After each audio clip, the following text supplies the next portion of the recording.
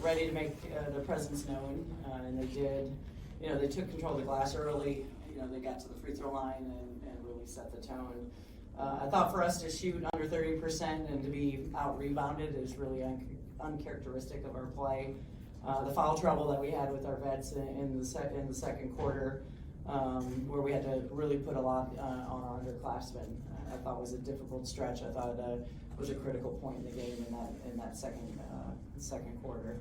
But again, this is a game, for what it's, second game of the season. We knew that this early, type of game, you find out where you're at as a team. I think we learned a lot of things that we're going to be able to utilize moving forward. That's going to help make us better. And I thought it was great to see the crowd that we had today. They were phenomenal. I thought they were just kind of waiting for that one moment that we just couldn't find today. But again, areas for us to be able to improve on. Question. It's one thing to see the scouting report on Boss, another to see the tape, but what sort of presence did she have out there today that affected you? Well, I thought you saw she just impacted so many shots when we got into the paint. And it was real. It was an area that we knew we needed to be aggressive and shot faker and try to make plays. But she was the anchor defensively that they needed, and I think probably got in our heads even with a lot of the missed layups that we had in this game. I thought she was a big reason for it. The starting lineup, starting some freshmen, Shakira also not in there. What went into that decision? She's not ready quite yet. Okay. She's gonna be a star. Yeah. But just the consistency factor when you look at our two seniors right now with both Kyla and Steph,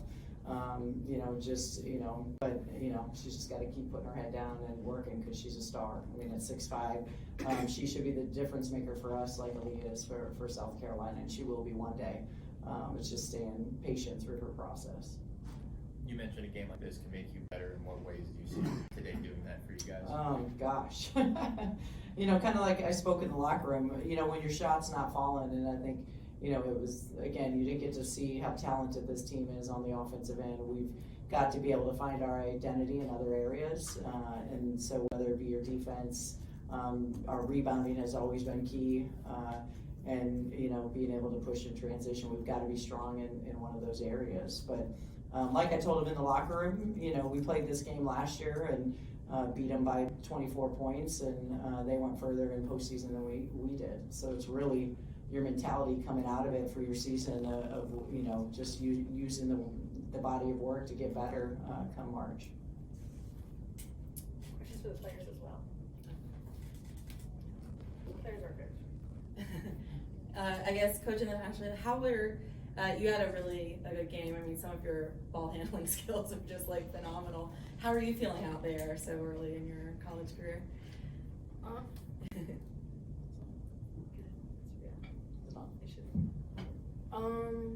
It's great being a freshman, being out here with all my teammates and coaches. So it's just a great atmosphere being here in Maryland and playing with my teammates. Coach, what have you seen from her so early on? Oh, I mean, she's super talented. I mean, you got to see a little bit of it today. I thought they did a great job defending her, but you didn't even get to see the full package today of what she's capable of. So it's exciting to think of her command there at the point and the plays that she can make, off the bounce and for each other. And again, just for her, just to continue to keep working. Kyle, it's November, but it felt like a March game out there, especially in the fourth quarter down the stretch. What kind of lessons do you think that you guys will take moving forward from this afternoon? Just like Coach said, we have a lot of lessons to learn out of this. Our rebounding, just learning how to start fast and start strong and not letting people come in our home court and setting the tempo and setting the pace. So it's early, it's only the second game of the season, and like I told my teammates, this doesn't stop our plan of trying to be successful and trying to go as far as we possibly can in the tournament, and we just got to learn from it and improve every day. Ashley, as a freshman, what was the environment of this game like for you? I think the environment was great, seeing all those kids coming out to support me and my teammates, so it was a great atmosphere. For Coach, what did you think of just the overall defensive effort from your team? I thought it was erratic. I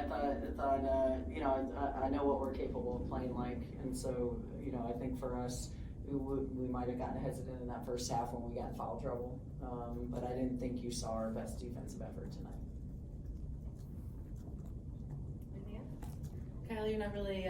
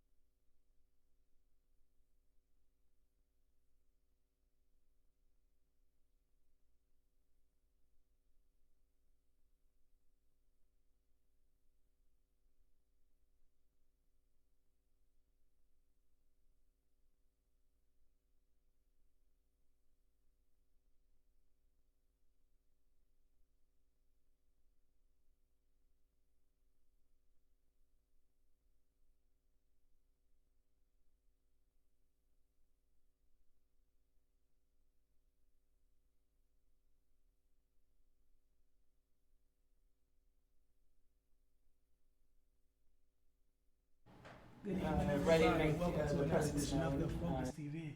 Man, some changes to the studio. Gotta love it. Octavia, how you doing this evening? I'm good. It's a little cold outside, but winter comes. Nah, it's very cold outside. But we got a lot to Ready to make the presence known. We also got Cardell joining us over the phone. As we said, Octavia and Wilson here, Wilson Jr. And let's go ahead and get into what we're discussing today.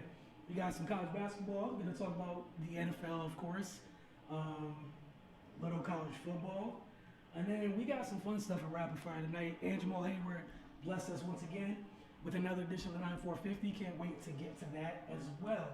But Cardell, the college basketball segment with George Washington basketball, both the men's and the women's. You have your pulse on both sides of that program.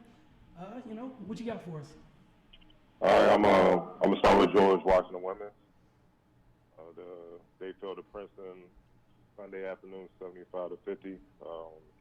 The game was actually competitive throughout the first half, but Princeton blew the game open in the third quarter. They outscored GW 24-9. They held GW to 2 of 15 shooting in the third quarter and forced 6 turnovers. It's hard to recover when there's that type of production at any point in the game. Freshman forward Faith Bleedman led GW with the team high 16 points and 6 rebounds. Junior guard Carly Littlefield led the way for Princeton with a near triple-double. She posted a game high 22 points, 10 steals. Yes, 10 steals. Yeah, run that back, sir. I'm sorry. All right, Princeton junior guard Carly Littlefield led the way with a near triple-double. Game high 22 points, 10 steals, 8 rebounds and 3 assists, and 6'4" Bella Alari added 14 points and 12 rebounds. GW women fell to 1-1, and they play tomorrow against Lehigh, who is 2-0, and they play tomorrow at 11 a.m. And currently, the men's are in a dogfight with American. Right now, the score, American's leading GW 44-40.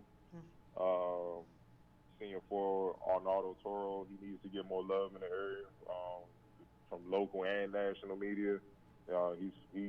He's dominating. He's putting on a historic double-double run. Right now, he has 14 points and 16 rebounds with 13:52 left in the game. So that could easily be a 20-20 game. Justin Mazzulla is playing well off the bench with 8 points on 3-3 shooting. Americans led by guard Stacey Beckton, who has 7 points, 7 rebounds, and 2 assists. And their all-conference guard, Saeed Nelson, has 10 points and 4 steals. Right now, neither team is shooting well, but the Colonials are struggling a little bit more. They're shooting 37% from the field, 26% from 3. And but the free throw is what's keeping them in it, honestly. They're shooting 88%, whereas American is shooting 55%. But they're shooting a little better. American shooting a little better from the field, shooting 41% from the field and 27% from deep. It's just about execution right now. GW just got to make shots. Sometimes that's what the game comes down to. You know, they're not giving American a lot of easy looks. They're dominating the boards. They're up 34-20. But right now, they just got to find a way to make shots. And sometimes it's like that. But I would just keep pounding in with Toro since they can't guard him. Matter of fact, right now, he just made a few more plays. He has 16 points and 18 rebounds right now. So 18 already? 18. He's a monster, man. He's a monster. It's a grown man double doubles. Grown man, exactly. So I would just keep pounding American with him and to see how it goes. All right. You were with me this weekend. We were in College Park. Check out a top 10 matchup between 8th ranked South Carolina and 4th ranked Maryland. South Carolina, we saw a lot of special freshmen on the court, but we may have seen one of the most special in all of the land. And one Aaliyah Boston. Right. Man, South Carolina won 63-54. It was a really good game. It had tournament vibes to it, even though the game was played it's only November. But already. It had that type of vibe to it, they really got after it. And as we were talking in the post game, you and I are both interested in seeing what these two teams look like as the year goes forward. But we already had the recap, which is up over at My Mind on Sports. But I want you to talk a little bit about what you saw from Leah Boston, man, because I know you couldn't keep yourself together over there on the baseline watching something so special. We talk all the time about, how things change in generations and different classes and all that. But man, that was one of those refreshing moments. So your thoughts on Aaliyah Boston and then the game as well. I mean, for Boston, I haven't seen nothing like that from a freshman. I mean, I didn't see Lisa Leslie play. I'm pretty sure she was probably even more dominant. But for a freshman to come in that type of atmosphere, that type of game on the road, and literally dominate and inside on both ends like she did, I mean, you just don't expect that, man. I don't think you kind of had to be there to understand. She had 5 blocks, but they were all mostly in the first half. And then she intimidated Maryland so much, they didn't even want to attack her no more. And the wild part is she's coming off a game where she had a triple-double. And the thing, and so she's a force already. But the thing I kind of picked up on in the post-game press conference, she's not even fully aware of what she's doing right now. Like, she's still trying to figure out the college game, which is what's to be expected. So when she figures out the college game, it's a wrap. And to hear Dawn Staley, who's a Hall of Famer, one of the greatest players ever do it, to say when they were recruiting her, they thought she was just blocking shots because she was bigger than everybody, more talented. But now she's like, I didn't even see that she actually has the instincts and the knack for blocking shots. If she blocks shots, it don't foul. That says a lot about this young lady's potential. She's automatic. She's going to be a double-double. Just 10 points and 10 rebounds, that's nothing for her. But the defensive presence, the only thing I can kind of compare it to for people to understand, because not a lot of people follow the women's game, it's like Alonzo Mourning. It's that similar type of impact when he came out of high school, Georgetown. I mean, the man got the AAU record in high school. I'm talking about, he got the AAU record for the most block shots in the game, period, which was 22. And he did that against New York powerhouse, New York Riverside. You see what I'm saying? Like, it wasn't just a chump team. He did it against a nationally ranked powerhouse out of New York at the time. So they had future NBA players on that roster. That's what I can kind of compare it to when I saw her play. And she literally changed the game inside where Maryland just didn't want no parts of her. And those that did try to drive, they were double clutching and stuff so much they were missing easy layups. so her presence was felt, and then all South Carolina had to do was just pressure their wings and stuff with their length and athleticism. And they made it a tough night for Maryland. Maryland shot 31% from the field, but they only shot 12 from 3. 12% from 3. And they were thoroughly out-rebounded on the boards by South Carolina. It was 54-38. I mean, it was just total domination. And South Carolina didn't shoot that well themselves. They shot 31% from the field, and they shot 11% from 3. But they shot a little bit better from the free throw line. Matter of fact, the free throw line attempts was they shot 24 for 30, South Carolina. Maryland shot 8 for 12. So that was the difference in the ballgame, but Maryland lost by 9. That's what I mean. They were so intimidated they didn't attack the basket to try to get to the free throw line. And Don thought, Don Staley thought they would. But that girl different, man. So when you dealing with something different, and, you know, what Mike Tyson say, everybody got plans till you get punched in the mouth. But Merle got punched in the mouth, and that initial plan went out the window. And that's just like, yeah. So that's what it is. But she's special, man. I love seeing what she brings to the table, man. Like you say, it's scary to see what she's gonna be later in the season. Ooh, yeah, I mean, just this early like that, man.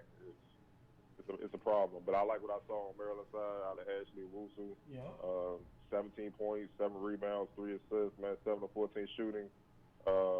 Just 2 turnovers against that type of defense and that type of length and athleticism. And she's a true freshman too. She's special, man. Like, to see what she gonna be later on, she might be able to win tournament games by herself with her all-around dominance and stuff.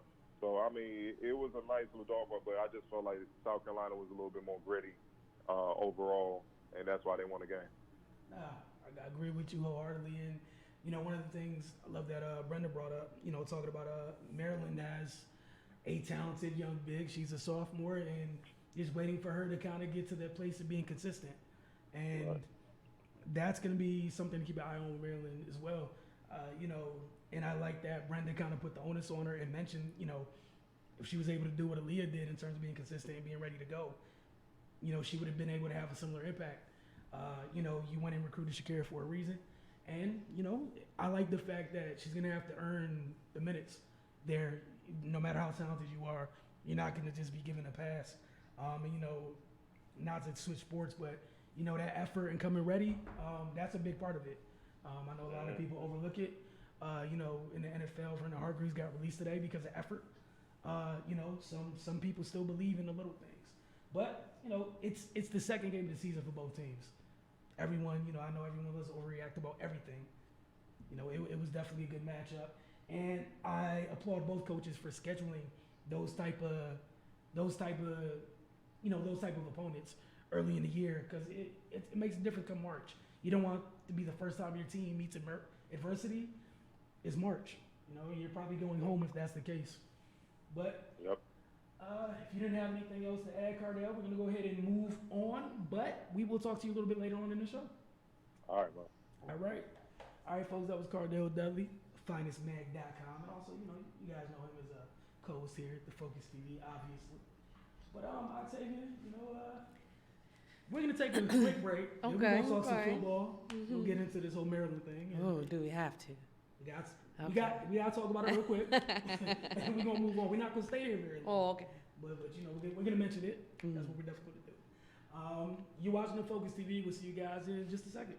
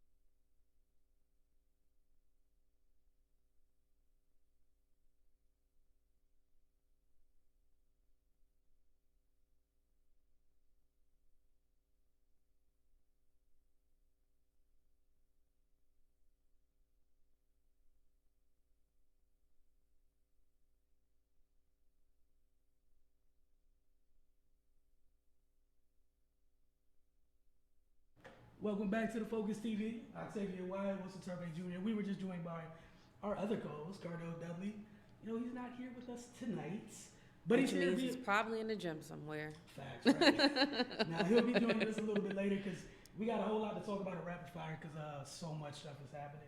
All right, so what's the right way to approach something like this, right? It's like a Band-Aid. Rip it off fast. Just rip it off fast? Get it over with. Yeah, so I already know what you're talking about. You got it? I'm sure they wish they could have ripped the Band-Aid off as well and it went a little bit faster. You got this or you want me? I can give you a couple little things just from the game. Of course, Maryland played at the time #1 Ohio State. I hate to say the score, but Maryland 14, Ohio State 73. Maryland's next game, hopefully they don't lose to this one, is a bye. Pigroma was 4 of 8 for 42 yards and 1 interception. Josh Jackson was also 4 of 9, 35 yards for 1 touchdown. League had 9 carries, 55 yards. Fleet Davis, 8 carries for 44 yards and 1 touchdown. And Demas Jr. had 1 reception for 26 yards and 1 touchdown. I literally have one note, and it says bad. That's your one note? And it's in capital letters as well. All caps? Yeah, all caps. It was tough to watch, and I can only imagine playing. And I feel like their body language said it all. You could tell that they were defeated before the game even really got underway. And it was obvious to tell. There's been quotes of Loxley talking during the now 5-game losing streak that he still sees his players being motivated. He still sees them going out there playing hard. Try not to, in his words, play the scoreboard. But it didn't that didn't happen this past Saturday. Nationally televised game, and Maryland just were not there. They were down by 42 points before the half was even over. Like, at the end of the first half, they were down by 42. I still don't know exactly what happened, but Jackson came out, Pigram went in, then Jackson came back in later on. I think Jackson came out in the first quarter, and then Pigram came in, and then Jackson came back in the third. I haven't seen anything about an injury or anything like that, but I'm going to just chalk it up to they were losing. And why have your starting quarterback out there, out there with those type of circumstances going on? Let's be completely honest. Mm-hmm. They went through it. Yeah. You know they're going to go through it. Been a lot of injuries this year. And yeah. Is a new year, new regime. Mm-hmm. It's part of a process. I know everybody wants stuff so quick. Yeah, we're in a microwave society. Yeah, but this is part of the process. Somebody took over. It's going to take a while to get yes. the type of players that fit the culture that can fit the demand of this culture that Loxley's going to require. So this is literally part of it. The growing pains. Whew. Yeah, just literally it. Like again, I know it's hard for a lot of people that are quick with the oh my gosh. No, just it's part of it. Ohio State was ranked where they were for a reason. Yeah. Cool. They'll be playing well into the playoffs, guys. Yeah. They're going to be up there, right? All right, so let's get into the NFL real quick. NFC East, let's get this thing started. Yeah, so this week we only had 2 games. The Eagles and the Redskins were both on a bye this week. They'll play again coming up. The Eagles will face the Patriots Sunday afternoon, and the Redskins, I'm sorry, I'm drawing a blank on who they play. It's all good. We just talked about something that kind of brought the mood down a little bit. My bad. Yeah, they gonna have a tough one coming up as well. Let me see. We are in week 12. Why did I click 11? But they coming off their bye week. One of the biggest things from their bye week is, it's sad that we have to announce this, but the Redskins did something that, logical. Yeah, they finally did what I said they should have done forever ago. The Redskins will play the Lions. Or am I tripping? Yeah, I'm tripping. Okay, anyways, they're going to play somebody. Don't mind me. I'm still coming up off of the weekend my dad going self. Go ahead. But, yes, they're coming off of a bye. But the 2 games I played this week, we had the Giants and the Jets. The Giants lost to the Jets 27-34. And their next game, they'll be on a bye next week as well. Jones was 26 of 40, 308 yards, 4 touchdowns, 3 carries for 20 yards. Barkley, 13 carries, 1 yard, 5 receptions, 30 yards. Slayton, 10 receptions, 121 yards, 2 touchdowns. And Golden Tate, 4 receptions, 95 yards for 2 touchdowns. I'm saying, like, I've said over the last couple of weeks that I've definitely said that Golden Tate is taking the reins of the number one. But the rookie is not doing too bad. He's coming up right behind him, you know, especially, like I said, Sterling Shepard has been out for weeks at this point, still with the concussion protocol. I honestly, because it's been this long, I just honestly hope they just shut him down. You know, I don't want anybody to have long-term effects of the game, even though we know that's definitely possible within the game that they play. But I feel like at this point, there's no need for him to go through that type of pain for a lost cause season, unfortunately, for the Giants. And that's not to be shady, that's real. Can't tell the difference. Yeah, I'm just.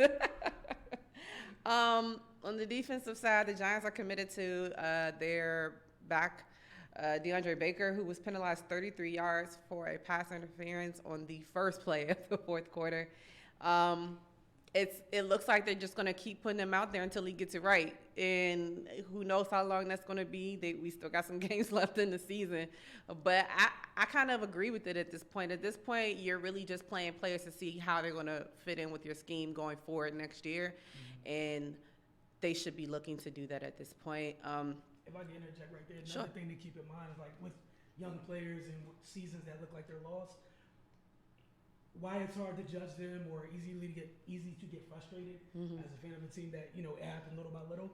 Sometimes you can't really see what someone looks like until the pieces around them are. Yes, definitely. And I definitely feel like that's the case. It's been like that in New York. It's really hard for them to evaluate anybody unless these players have already been proven in other teams and at other times. I definitely think that's what the situation is. As well as some reports that I'm hearing that Barkley may not be fully healthy at this point. 13 carries, 1 yard. I always say, number one, if your quarterback is your leading rusher in a game, you're probably not going to win that game. And the lone exception being? Besides him, besides Lamar Jackson at this point. But even with Daniel Jones had 3 carries for 20 yards, he was the leading rusher. That's not going to work, guys. It's crazy because we know how good Barkley is. We know how good he is, and the only, for me, explanation would be health. And they're all saying out of the Giants camp that that's not the issue. There were reports of possibly shutting him down for the year. They are adamantly denying those reports. Barkley says there's no way they're shutting me down. If it really is a health thing, I hope they do. Yeah. I really hope they do, because it's not worth it. It's definitely not worth your career for this season. So if it's not health reasons, definitely he needs to be out there and play with his teammates. If it is a health issue, whether that high ankle sprain or there's any other issues that he's facing at the time, I definitely think they should shut him down. You're not really doing much. Right. They'll be on a bye next week. Excuse me. And that's why I know it's hard. I got the answer for the rest for you. They took on the Jets. The same Jets that just did that to the Giants. Yeah, and I think that's why I got all confused. I was like, there's no way they play the Lions, because the Lions will play the Cowboys next week, guys. Gotcha. Okay, so the Cowboys versus the Vikings, they played Sunday night. The Cowboys fell to the Vikings. Cowboys 24, Vikings 28.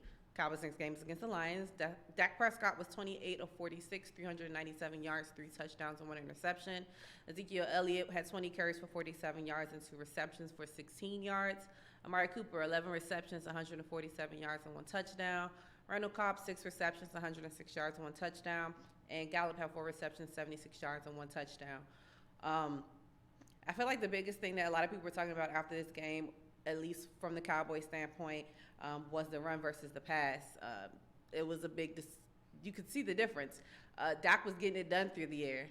They had no answer for it at that point. But Cowboys want to stay true to the run game, which is understandable. But if it ain't broke, why fix it?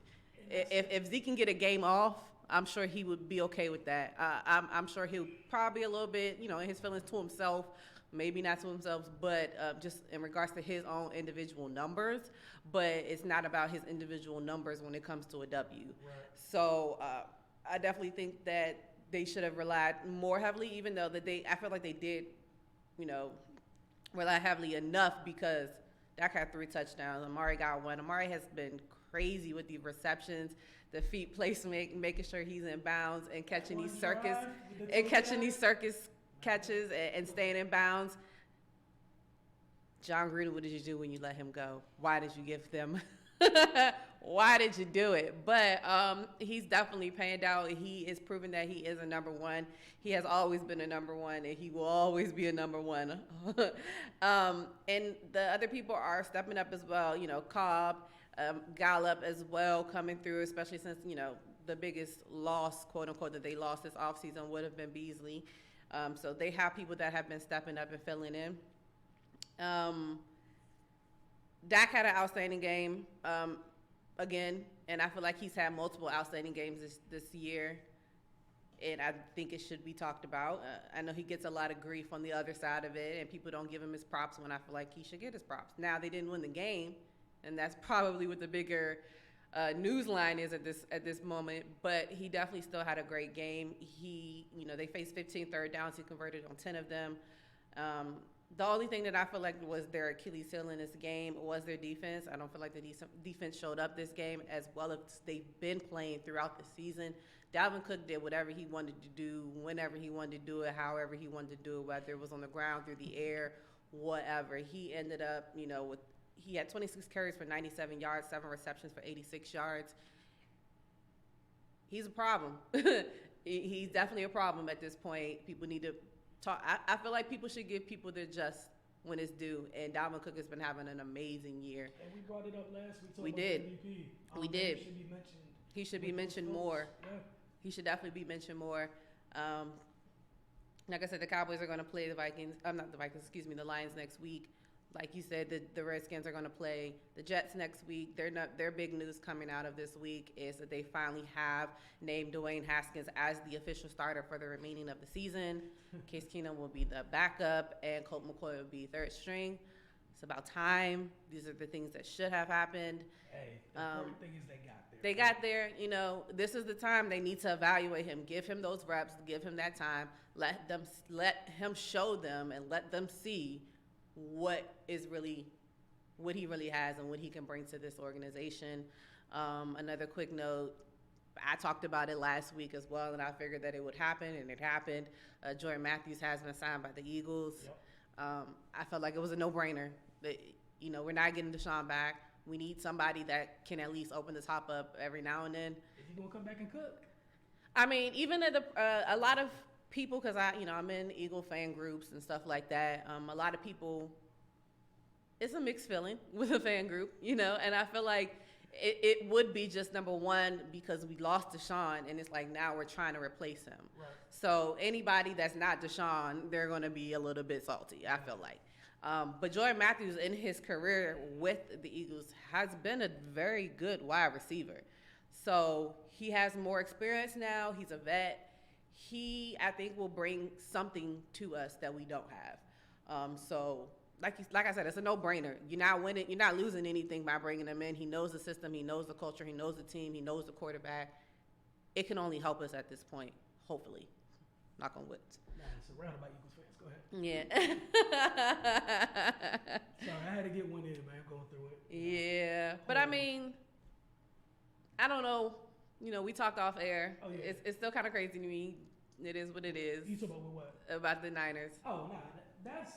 It's laughable at this point, guys. They lost one game. Relax. I guess. What did Aaron Rodgers say that one year? He spelled it out for y'all. Maybe maybe Jimmy need to go out there and spell it for him. Just nah, he's good. Just keep relax. Like, come on, guys. I'm convinced it was just like, I felt like it was one of those nights where there's a bunch of saved drafts that people just got the phone. They was like, finally, I can send it. Like, I'm talking about the speed in which it happened.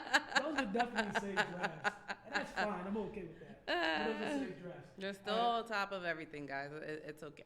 But, we're going to get into some more NFL with rapid fire, especially with one Lamar. Mm-hmm. We're going to talk about that a little bit. Shout out to Russ. I had a great gift last night. Well, not even gift. It was, I forgot what movie it was. It's Lakeith Stanfield and another dude, and they were sitting there talking. Know the movie Lakeith Stanfield became like a telemarketer. Yeah. And him and the dude were outside. Something about how may I help you, or how can I, something like that. And they were outside, like going at each other, but it was like the most positive manner. Yeah. And so they had that exchange on Twitter, saying that was Lamar and Russ talking about the MVP. Like, you look spectacular today. Okay. I like it. It was a quality tweet. Right? I like it though. I like to share. But again, 9-450 breakdown. Jamal Hayward is back this week. Shout out to him. This week he is demoing a breakdown of a step back move after a snatchback. Gotta love snatchback. My man Campbell was using it so much last night with the 8 threes. Breakdown of a step back move after a snatchback move. And we're gonna catch you guys on the other side of the break. You're watching the Focus TV. When we get back, some rapid fire. Got another. We heard from Maryland side of, that Maryland South Carolina game. Gonna have Coach Dawn Staley. Just some from her post game presser. We'll see you guys in a little bit. All right, today we're going to go over doing step backs off of snatchbacks. We can do step backs as well as side steps off of snatchbacks. There's many different versions of snapbacks, so I'm going to show you a couple right now. So the first version, I'm going to actually go right. So when I go right here, I'm going to cross my left foot over. So I'm here, go right, cross my left foot over. Here. So here it is full speed. Shot. I can do the same thing going left. This time I'm crossing my right foot over when I go left. Shot. Another version is pulling the snatch back behind the leg. So, shot. When I go left, I'm leading with my left foot. So, when I go right, the leg that I'm stepping back with is the left foot. When I go left, the leg that I'm stepping back with is the right foot. I can also do it off of behind the back. Shot. When I go left, shot.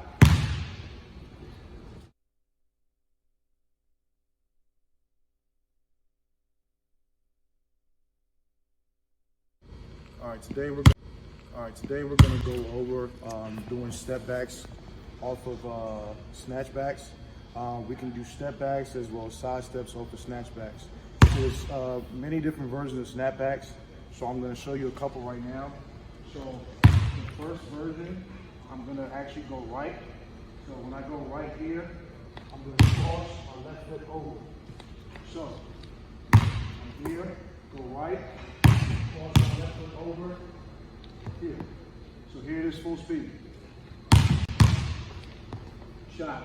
I can do the same thing going left. This time I'm crossing my right foot over when I go left. Shot. Another version is pulling the snatch back behind the leg. So, shot. When I go left, I'm leading with my left foot. So, when I go right, the leg that I'm stepping back with is the left foot. When I go left, the leg that I'm stepping back with is the right foot. I can also do it off of behind the back. Shot. When I go left, shot.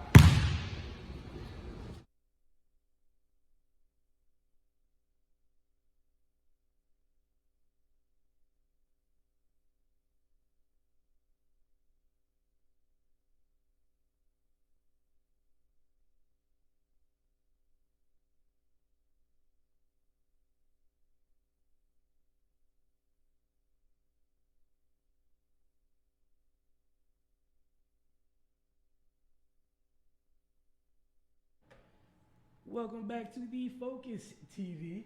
Again, shout out to Jamal Hayward, man. We appreciate him so much. And shout out tonight to Raymond Lyons. You filling in for Rodney. We see you out here. You're doing your best, sir, and we appreciate it. Yes. Joining us once again is Cardell Dudley. So, man, the shoes on the other foot this time. I got the question for rapid fire. Uh-oh. I don't know if I like this. Oh, yeah. You there, Cardell? I don't duck no regular though. That's what I'm talking about. Let's get it. All right, so the first one, we're talking about Lamar Jackson, right? We saw that Madden-like run that hit everyone's timeline on Sunday.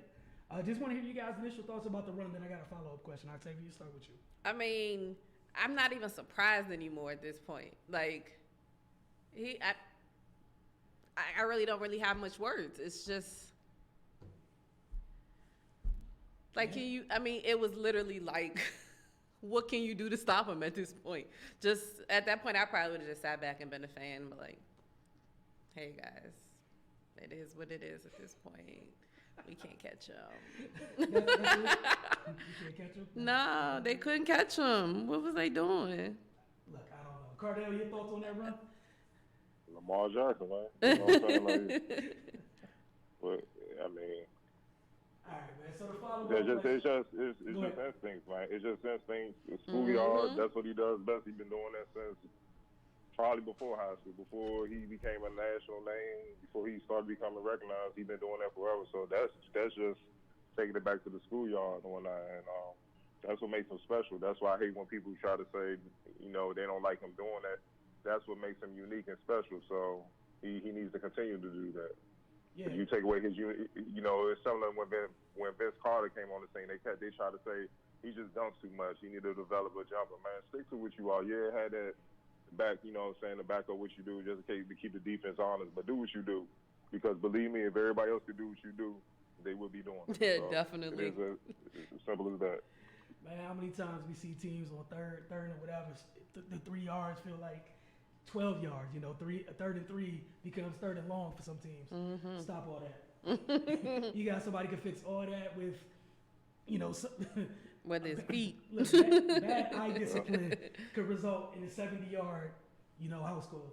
All right, so then the follow-up thing, again, this wonderful age of overreaction. But I want to know if this is exactly what this is. One, Michael Vick has been brought up several times when talking about Lamar. Of course. We've already heard that Lamar right now, at this time, is already better than Michael. Want to hear your guys' thoughts on this? I can't get with that yet. I can say he's a very gifted runner like Mike. And until he can sustain that for a period of time that Mike has, there's no way I would discredit Mike Vick. Like, he started this. Maybe not started it, but I'm sure that was probably his favorite quarterback growing up. We always talk about this. As soon as somebody does something great, instead of just taking it for what that is, we always got to compare it back to what somebody else did at a different time. Mike Vick was special until Lamar Jackson can do that for time and time again for seasons and seasons on top of seasons. As long as Mike was in the league, I cannot disrespect that man like that. All right, Cardell. Before I get started with him, quick update: Saeed Nelson, Americans All-Conference player, preseason player of the year, just hit the game winner to beat GW 67-65. Oh, wow. Gosh darn it. Okay. 16 points, 5 steals. But back to Lamar Jackson, it could be said. Only thing he's missing is the longevity, but if we gonna keep it a buck, Mike's career wasn't that long as it should have been because of off the field dumb stuff. True. And it's aspects of Lamar that Mike never had as far as the focus, the not getting caught up in the dumb stuff and all that, the leadership aspect. No disrespect to Mike, I felt like the team got behind him because of who he was and his talent. You know what I'm saying? They didn't necessarily get behind him because he was a leader. Like, he has former Super Bowl, like Lamar has former Super Bowl champions, all-pro guys on the Ravens looking at him like, leaders, young fella, leaders. And he's doing that. And it's been day one they said that. So coming into the season, they said he was ready. That's different than Vic, and his focus is what separates him. So if people say that, it could be said. It's definitely a conversation that could be had because he's starting to be what we wish Michael Vick would have been if he would have been a little bit more mature. And what Michael Vick has self-admittedly said he wish he was. That's why Michael Vick, even in college, said, "No, this kid, he's going to be better than me." He said that when he was at Louisville, and he's doing that. So I mean, come on, like, he went up and he beat New England, dog. He beat Brady and those. You see what I'm saying? Like, head to head. Not too many young quarterbacks have that on the resume, if any. It's maybe Big Ben, that's it. But he was more relying on the defense at the time. You know what I'm saying? To hold down Brady. It's just certain things I'm looking at where Michael Vick never did that, and it was his own fault. look at the all-around play. The 2,036 passing yards right now, 15 touchdowns, only 5 interceptions, 65% of his passing plays, fourth in QBR, rushing for 702. He's already surpassed last year's total, and he played 16 games last year as far as rushing, 6 touchdowns. I mean, he's the complete package, and you can tell by how Harbaugh in that clip that has went viral, how Harbaugh came to him and was just giving him praise. And Lamar was saying, I appreciate it, Coach, but I'm about winning the bowl. He's focused, man. He has the focus that Michael Vick didn't have. So it could be said that people feel that he's better because that's the separation. It's not necessarily the talent pretty much neck and neck between the guys. Maybe Vick's arm was a little bit stronger or whatever. Maybe Lamar's a little bit more accurate, but the focus, the attention to detail, and the professional approach is what separates them two right now, even in just the second year. Yeah, and I think that's the biggest thing. Pure talent standpoint, I would probably give the edge to Mike. Mike was just, God looked out in terms of what he gave him, just the raw materials. But like you said, with that focus, I think that's just the difference right there. He's kind of Mike without the flaws to a degree. Mm-hmm. Things that hurt Mike so much, he tests off the charts in those areas, and that's been the difference. All right, on to something else. And Octavia, as you said, we would love, we get a chance to see, the longevity part of it. But man, good times in the league, is it not? Mm-hmm. So, Coach of the Year candidate. We talk about, we've been talking about MVP so much this year. Coach that got a whole lot of flack early this season, and Mike Tomlin. I'm not saying Pittsburgh is, atop the AFC or anything like that, but they're more than just alive. How serious of a candidate is he for Coach of the Year in you guys' opinion? I mean, I definitely think he should definitely be a Coach of the Year candidate. Number one, finally seeing behind the scenes what he's had to deal with over the past couple of years with the whole Antonio Brown debacle, and still being able to produce a good team, and still being able to hold these players accountable and have them go out there and play at their best. He's definitely got to be up there, and especially with all the turmoil they've had in this season with Big Ben being out, Mason Rudolph going out with a concussion in one game, all the injuries they've had to sustain as well. I definitely think he should be in the conversation. All right, Cardell? Definitely he's in the conversation. I don't have him as a front runner, though. I kind of give that edge to your beloved coach for the 49ers right now. You know what I'm saying? I give him the edge. I give him the edge, and I like what Harbaugh did with the Ravens because the expectations for those two teams weren't close to what they're currently at right now. And, I just think they kind of have the edge, but definitely he's in the mix. He's probably third on my list behind those two guys. Okay. For all he has lost, all he's had to deal with, I mean, even former Steeler greats just whenever they get a chance, they just bash the man. Get him up out of there. Mm-hmm. He can't coach there and all that. I mean, just for him to endure and just continue to be a leader, man, not having Big Ben, Le'Veon gone, AB, that's a addition by subtraction situation, man. Mm-hmm. You know what I'm saying? They could just focus on football, man, and that's what they're doing. And what people don't give Tomlin credit for throughout his run with the Steelers is they develop young talent. They just don't get bets and stuff and just try to win. Like, for one, picking up Minka Fitzpatrick, that was huge, man. Mm-hmm. That changed their whole defense, man. The Dolphins just basically gave him away. I mean, I know it was a first-round pick, but this dude is only in the second year. For what he's bringing to the table, they should have got more out the deal, man. Like, hold on, we got to go back on this, man. Yeah. Recoup some things. But, he has 46 tackles and 5 interceptions so far this season. Hey, but he's a ball hog. Teams are scared they're starting to get scared to even go near him. That changed the whole landscape of what's going on. And now the Steelers are starting to get healthy. And then the resume, he has never finished below 500. So you repeatedly see teams go up and down depending on who their personnel and coaching is and whatnot. He's been a standard of consistency from the sidelines. Why would you want to get rid of that? I don't get that. So, I mean, for definitely he's in the conversation, man. And if they went out somehow, they can catch and maybe supplant Baltimore, then it's definitely his. I agree with you guys wholeheartedly. Not much to add there, but as you said, as a defensive-minded coach, man, former DB, and the Dolphins just gave a whole wonderful prospect in Minka to a defensive mind like that. Who was probably just salivating like, yes. But exactly, you know what I'm saying? Like, what do we know the Steelers for? Their defense been lagging for a little while, right? Mm-hmm. You get somebody like that on the back end, all of a sudden their defense has teeth again. And you know, it's the type of thing where, as Cardell said, the development. So many we talk about sports, no matter what sport it is.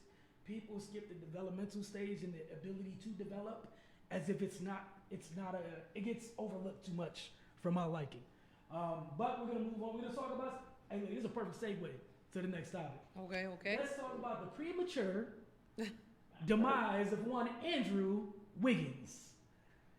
Octavia or Cardell, you want to start this one off with? Go ahead. Y'all go ahead. Y'all go ahead. Y'all got a lot to say. Oh, Okay. no, I want to hear what you got to All right, say first. Well, I'll go ahead and get my piece out, Cardell. Octavia's forfeit. She wants to go I ahead want to and hear what let y'all you got get to that say. out. Like, I remember a time growing up when players were allowed to take time to get better.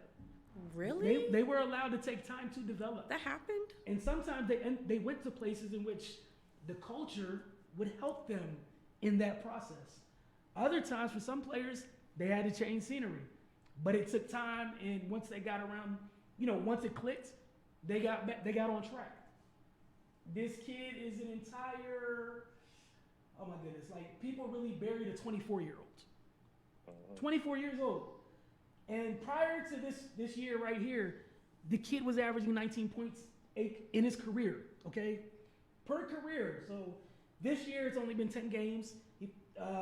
So over 400 games, he averaged at least 19 points, 4 rebounds, and 2 assists.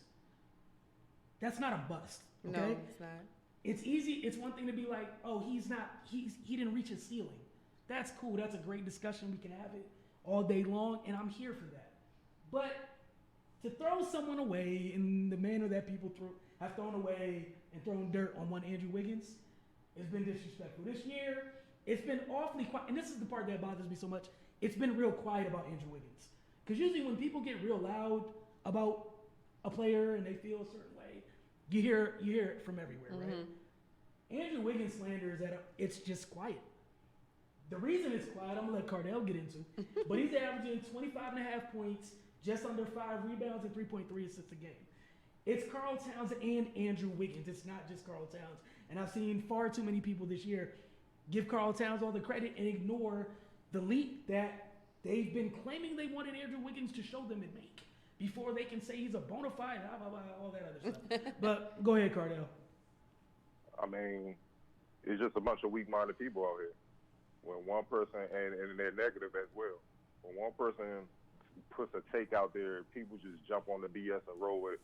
It's like being back, let's think about it, being back at school. You'll see 2 dudes, let's say they're in the hallway joning on each other. It's funny. You'll see everybody start to rush over there to that nonsense. But there could be 2 other people on the opposite side of the hallway, and they out there studying, reading a book, and people just walk right past them and mean something. And that's positive. That's building, and they're bettering themselves. That's what I kind of equate to what's going on, over social media and all the noise. And obviously the stuff that happened with Jimmy Butler and Steven Jackson putting his 2 cents in, and they ain't had no business being in the joint. That didn't help anyway, because Andrew quiet. He don't really speak too much, but he been bucking back lately. You know what I'm saying? He said early in the season, it's not 100 players better than me. Yeah, I'm seeing fat announcers you clearly know didn't step foot in their athletic arena in their lives talking about, I don't want to hear from Andrew Wiggins. See, I'm talking about dudes from ESPN. I don't want to hear from Andrew Wiggins and stuff. He's just not. He don't have it. Everyone knows I've been high on him since high school. The boy has it. Taking account the structure that Minnesota has had. He came in with Flip Saunders. Flip Saunders unfortunately passed away. Then Sam Mitchell took over. Then he gets fired. Then Tibbs come in. Tibbs is not an offensive mind. He's a defensive guy. So he playing through that coach, and then he brings in Jimmy Butler. You already know as a young player, they kind of feel away, because it's like, dog, like I'm the wing guy. You know what I'm saying? Help me get better. But they didn't mix for whatever reason. We all know what happened with when Jimmy has to be traded, and basically doing that putting on a whole show or whatnot. So that came in. So the younger Saunders came in right now. Ryan Saunders, I believe, he's actually putting Wiggins in situations where he can utilize and maximize his ability. That's the sign of a good coach. That's what coaches are supposed to do. And I love what you pointed out, Wilson. It's not Towns taking over. Don't get me wrong, he's playing well. Yeah. but it's Wiggins winning games. He's the one coming through in the clutch, making the plays and scoring in the fourth quarter and in overtime. He leads the league in overtime scoring. He's dominating. I don't think people really understand what's going on. Wiggins averaging 25.5 points. He's tied for 14th in the league in that area. 4.8 rebounds, 3.3 assists, a blocking game on 47% shooting from the field. In his last 6 games, he scored less than 25 points once. And that was 21 in a blowout win over Washington where he only played 26 minutes because the game was over. You see what I'm saying? Mm-hmm. It's the total improvement I see in him all around is what's making it stand out. And this is why great players always emphasize you become a great player when you make players around you better, because now you're just a threat all around. We can't guard you because we can't help you. We can't help the guy that's guarding you, and the guy that's guarding you can't stop you. Yep. So it's just like, I hope he missed. It's simple as that. It's basically scout reports, good luck, and that's what it's starting to become. I've always said this, and people can clown all they want. I always say his ceiling was Tracy McGrady, but all defensive NBA team. I always say that's his ceiling. Now, will he reach that? That remains to be seen. But even if he falls short, that's a hell of a player, and that's worthy of being the number 1 pick. So I'm seeing that come to fruition at 24. I don't understand what the bust is. And it really comes from these little geeky analytic dudes who just talking about he don't shoot well from his man. Look, dog, he getting it done, and that's all it is. And all you got to do is respect it. And Wilson, like you mentioned, it's amazing that when stuff goes well, people are quiet. It's crickets. You don't hear from those same people. They can't be found. You need an APB out. And so I just want him to keep. I just want him to keep going. This is all for the strength of this dude. He got traded by LeBron James before he can even get on the damn floor, before he can get to the arena. So, I mean, come on, man. I mean, people just to talk, man. But the boy talent always spoke for himself. That's why he was the number 1 pick. And I think and honestly, I think it's another engine behind it because, you know, him being from Canada, people don't understand the basketball circle. It's a similar thing where a lot of Americans don't like to get Canadian or international people their props. Yeah. You see it with Luka. You see it with Jokic right now. They don't want to give international players their props because they feel like this is our game. I don't care. If you getting it done, hey, you the man. You know what I'm saying? So like right now he balling. Yep. Yeah. If you don't like him, stop him. If you don't like it, stop all of them. Okay. Exactly. So he's hooping. So I just want him to keep going, get him to the playoffs, and then go from there. And it's to the point where Towns is willingly deferring to him. And I always felt that Wiggins was the guy. Because I always felt like he was the guy because he has the talent to do everything. Towns has to depend on somebody to get him the ball like a lot of bigs. Wiggins can literally get the rebound and dictate everything on the floor, and then defensively dictate everything. And he's starting to do it, man. It's just I'm just happy it's starting to flourish and everything. And then to me, he's not even really trying to kill right now. If he really turned it on, it could get ugly. I think he's just playing within the flow, so he just got to keep going. Yeah, and the biggest part of that, again, I know we you know, that's why I thought it was a perfect segue. We talk about development with Tomlin, with the younger Sanders.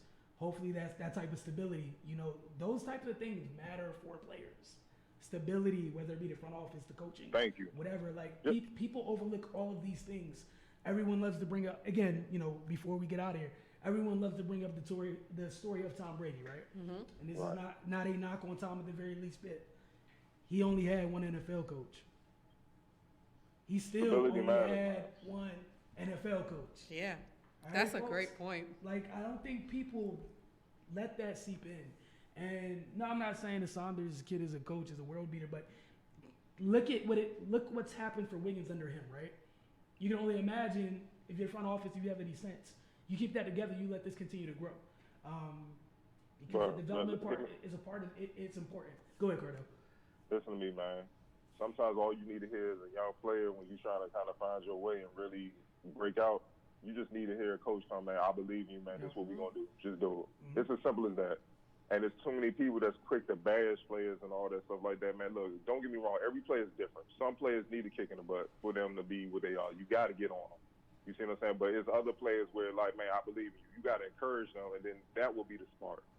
So I think Saunders is reinforcing, like, we believe in you, man. You know what I'm saying? Because, you know, and honestly, it might have been a kick in the butt that they drafted Culver because it's like, man, if you don't turn it on, we got to move on. Yeah. So that might have been a motivating factor, too. But like we said, man, the dude's a career 24-2 dude. it's a lot of wings that have played in the NBA that would love to have those numbers for their career. Trust me. Right. And that's the crazy part about all this. But Cardell, I want to thank you for joining us tonight via phone. You know, Octavia, thank you for being here again. It's Raymond. Thanks for filling in for Rodney, handling business. This has been the Focus TV. But as always, shameless plug time. Get over to finestmag.com, ByMonoSports.com. Always here at Bliss FM, as always. And good old DC TV. We'll see you guys later. Well, not later, but next week. I can't imagine what Rapid Fire is going to be like next week because stuff keeps changing. Y'all got to stop with these overreactions. I'm just saying. Just do that for me. Relax. If y'all don't mind, just simmer on down. Simmer down. All right, folks. Been a Focus TV. We'll get at you guys later.